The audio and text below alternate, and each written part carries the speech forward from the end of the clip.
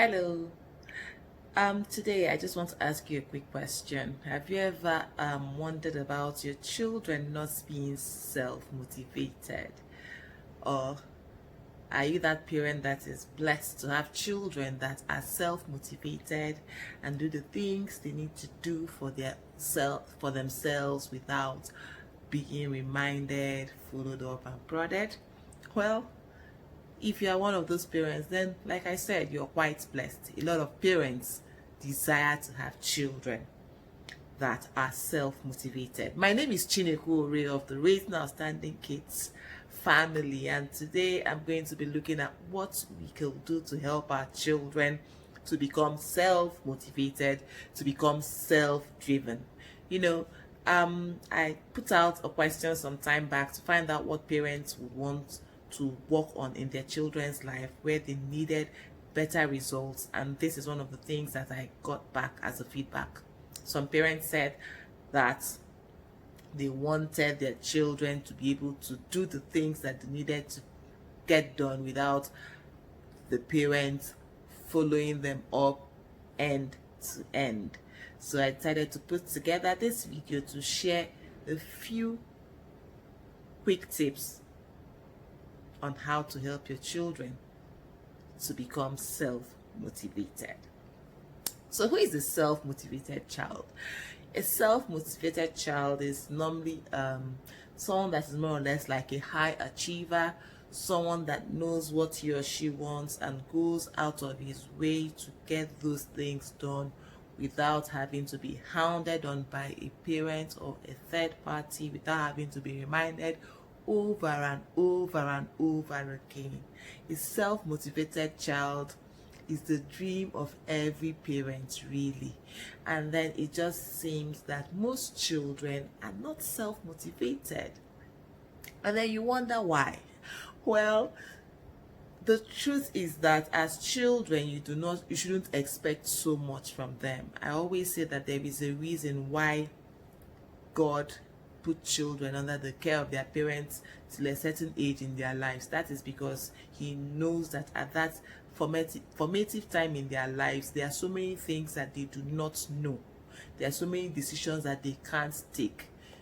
If they are left to themselves, they'll make the wrong choices without understanding the consequences of such choices. So that is why they have the guidance of their parents to help them to navigate through those times in their lives until the time when they are mature enough to know what is good for them, for themselves, and to make the best decisions for themselves. So yes, most children are not self-motivated. For them, they'd rather play, have fun, just do anything, but sometimes they are not willing to pay the price to become the best versions of themselves. Another thing is that sometimes parents drive children against their natural grains. Every child is wired differently. Every child is gifted in different ways. Every child has different interests.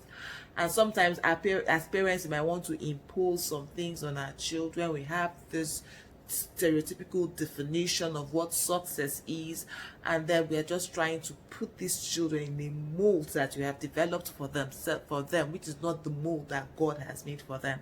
And then you see that the children are revolting.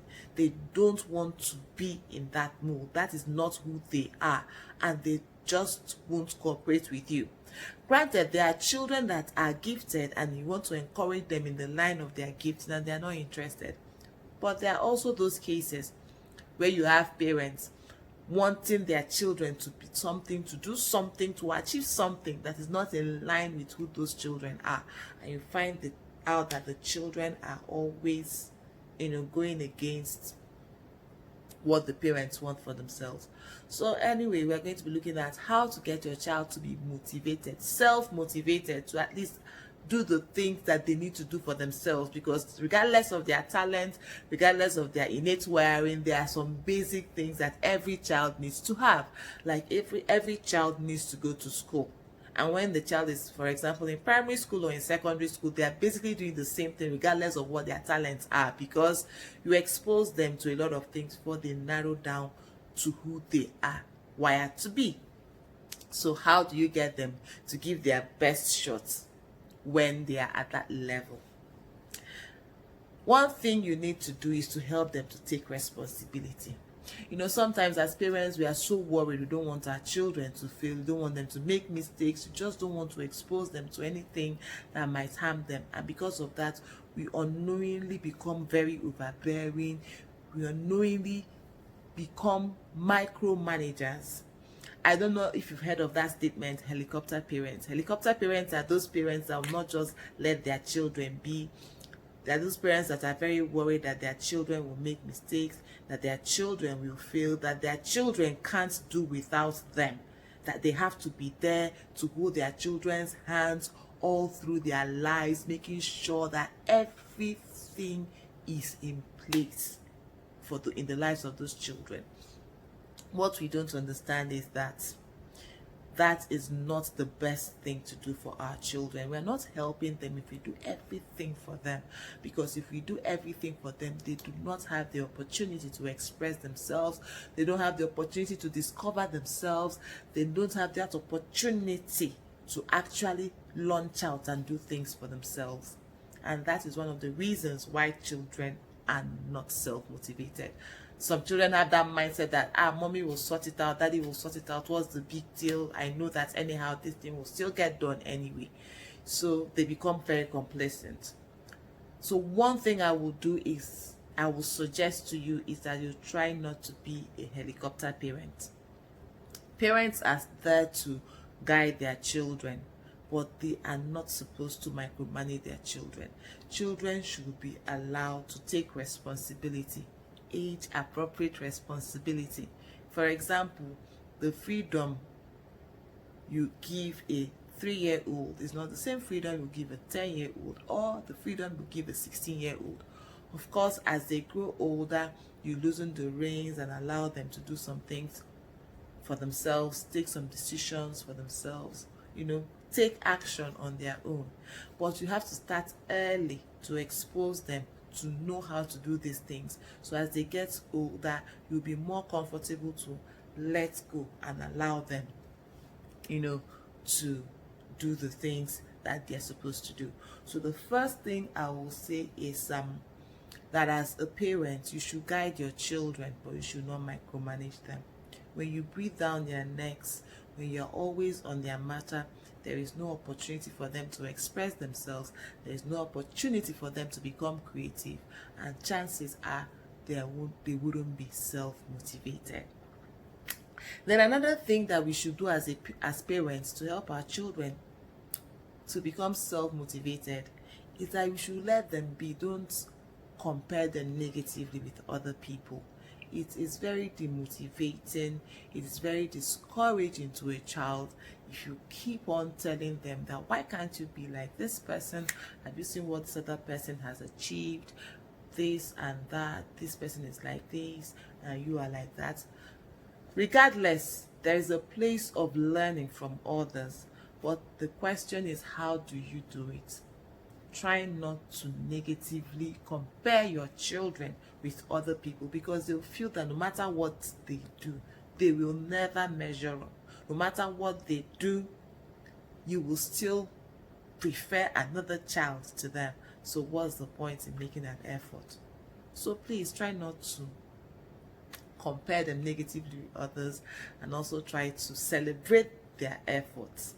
So the third thing I'm going to talk about is encouraging their efforts. Encouraging their efforts, celebrating their efforts. That's another way to get a child motivated. Positive reinforcement is one trick that really works in parenting. It works more than condemnation. Commendation works better than condemnation. Rather than condemn, please commend. Rather than condemn, please commend your children. Commend their efforts, celebrate their efforts. Let's say, for example, you've seen a child put in effort, even if the end product is not what they had expected or what you had expected. For the fact that they had put in the effort, celebrate it, encourage them. Do you know what that does for them? It will make them want to try again. It will make them want to do better. That is what it does for them. So please celebrate effort more than you even celebrate outcome. Celebrate the effort, celebrate the process more than you celebrate the outcome, and you will get better results with the children. So what did I say again? Positive reinforcement works wonders. How do you do it? I always say this: when you're commending your child, do not add any negative statement to that commendation. Don't say, for example, oh, I like the way that you tenaciously finished your homework even though you are tired. I wish you do that every time. No, don't put that I wish you could do that every time. Or, I like the way you did this. I wish you had done it that way the other time. No. When you are commending your child, just stick to the commendation. Do not add any negative addendum to that commendation. Just commend the child and let it end there. When you commend the child would always want to do something else that will make you commend them. Celebrate their efforts. Celebrate their efforts. Then another thing that will help your children to be self-motivated is if you put them under some kind of positive pressure. Some kind of positive pressure. Let them understand that they need to up their game. Like I said, if you don't have a target, there is nothing you're working towards. If they know that everything just comes easy, whether they make an effort or they don't make an effort, things will still work. Then why make an effort? So try to introduce some level of pressure. When I always talk about systems and structures, these things help. Let the children know that there are times for everything. There are pockets of time. You need to have finished doing this by this time. So that they will it helps them to manage their time better, and it helps them to become self-motivated when in something there is a push. When you put some pressure, you bring out something beautiful. So encourage them or create an environment that gives some level of pressure, manageable pressure. I'm not saying you should be putting your children under undue pressure. Just being in the proper school, for example, creates adequate pressure. If, for example, the children know that when they come back, they have their assignments, they are learning this skill, or they have some home chores or responsibility, let them just have things that keep them engaged. It helps them to strive harder, to aspire. Okay, I know that I have to do this and do this and do this before I can get this. So it stimulates them to want to work. But if they're in a laid back environment, there is nothing to do, there is nothing to expect, there will be nothing for them to bring out. So that is another thing that you have to do. And then the next point I want to make is that you should also allow your children to experience failure sometimes. Sometimes we are so afraid. We don't want our children to fail in life. We don't want them to make mistakes. And this kind of makes them to become laid back. Imagine when you're always micromanaging the children. As, let's say, for example, your child was given an assignment in school, and then you're that parent that makes sure that the child packs the bags and everything, and if the child peradventure forgets the homework at home, you leave what you're doing and you take the homework to school and everything. The child will not know that there is any consequence for not doing what they're supposed to do at the right time. They don't know that there is any consequence for not working hard, and then someday they will leave you and they will experience that road shock. But just think about it. A child is supposed to have finished the homework by a certain time and turned the homework in, and then the child doesn't do that, and the teacher marks him or her down, or he loses marks. Honestly, it will make the child to sit up and try to do better. But when they have not experienced any kind of failure, they will believe that it's okay for them to do whatever thing that they are doing any way they want to do it. After all, their parents will cover their tracks, their parents will help them when they miss it. Please don't be that parent that goes to the school to negotiate for scores for your children, or try to cover up their tracks when they make mistakes. Help them by letting them learn what failure is about, what teach them the lessons they need to learn from the process. Peradventure they fail. Failure in itself is not bad, but it is how you handle it. And when they learn how to manage failure at a younger age, they'll be able to handle the challenges of life when they get older. But if you shield them from all those things and not allow them to experience failure, they will experience the shock of their lives when they leave you. So that's basically what we are going to talk about today. And another thing is that you should also let them to become more independent. Let them have some level of independence. It also ties in with not micromanaging them. Let them be able to plan themselves. Like I said, as parents, we are there to guide them and provide support. We're not supposed to be overbearing. When they are younger, they need more guidance, they need more attention. You might have to do more things for them. But as they grow older, you loosen your reins. Let them have some level of independence. Find out from them, okay, how do you want to schedule your study time? How do you want to do this? Discuss with them. It's not that we say have a level of independence and then they allow them to do anything. It is within the ambit of your guidance that they make those decisions, and you have to sign off on those decisions. Guide them, advise them. If they want to make these decisions, let them understand the consequences or the repercussions that will follow such decisions, and encourage them to make the right decisions at every time, as they are allowed some level of independence within control.